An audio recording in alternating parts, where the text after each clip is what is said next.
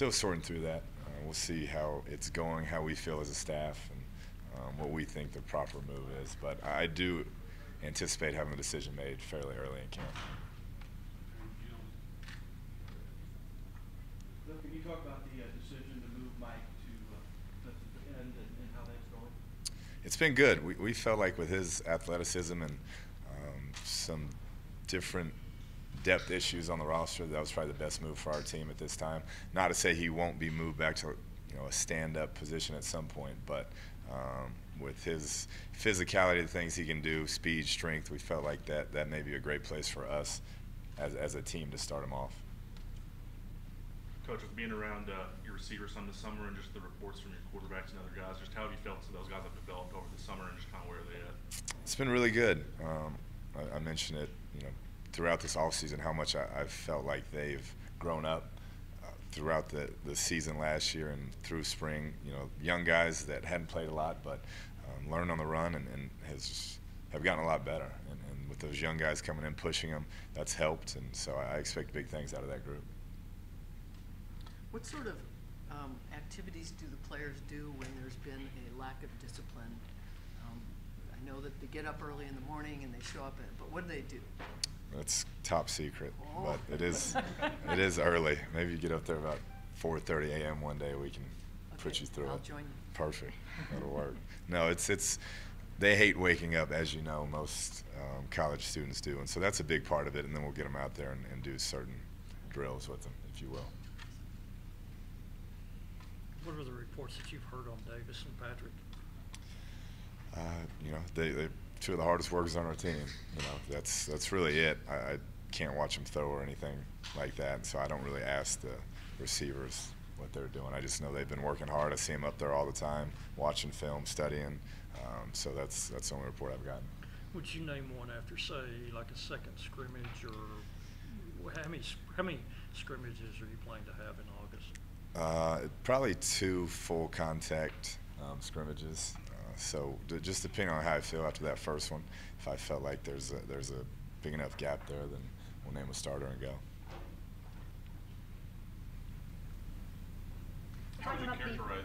Sorry, go ahead. Talking about the youth of the team, you're getting to see some of the guys that you've recruited from the very beginning kind of starting to rise up and step up. Talk about what that's like for you and what that shows for the depth of your team. It's been good. I think we have a good kind of match this year with young guys. A bunch of these seniors have played a lot. The Pete, DeAndre, B-Jack, LaRaven, Castor. A lot of those guys have played a lot of years of football here. So throw those in with some of these new up-and-comers. It's been a good group, so I'm excited to watch them compete.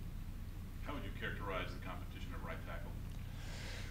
I'd say it's wide open. Justin Murphy got a ton of snaps this spring, but we have some able bodies that we just brought in that have had great summers, and so we're going to let them all have a bunch of reps there and see who comes out on top.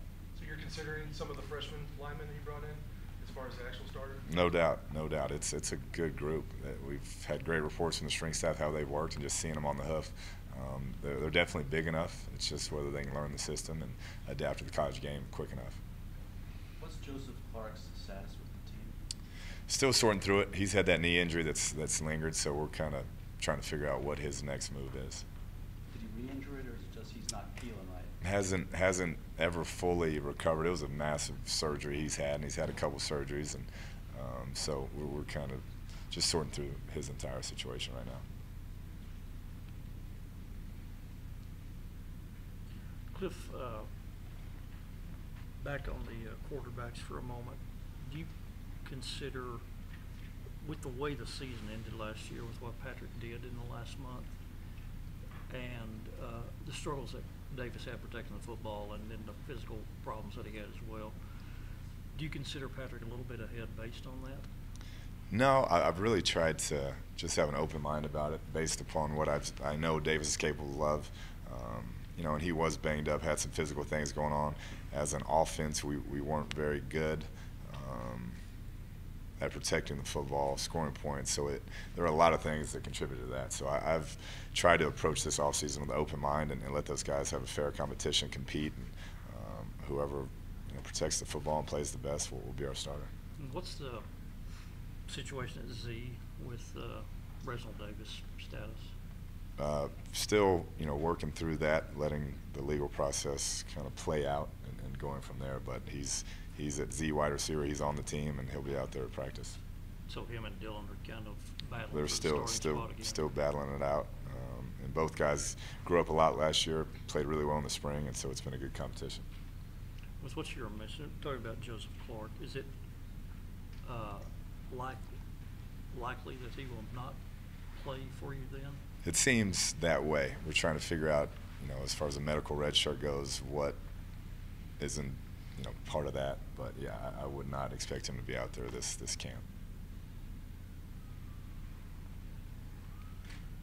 With no bye week until November, do you structure camp any differently with that in mind? I don't think so. When I was at Texas A&M, I think we had a stretch where we played about 10 or 11 in a row, and it can be good. You get hot and you keep rolling and don't want that break, and I know some people want it, but we'll do what we normally do camp-wise. How does this camp differ, considering you're coming off 4-8 versus the feeling that you had after coming off winning the Holiday Bowl? How does this camp differ based on those two?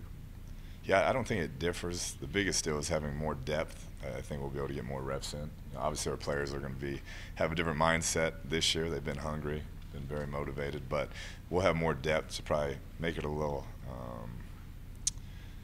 I just say more reps, be able to practice a little bit more. In the past, we were afraid of getting anyone injured, so probably had to cut down a few. But it'll be a high rep camp.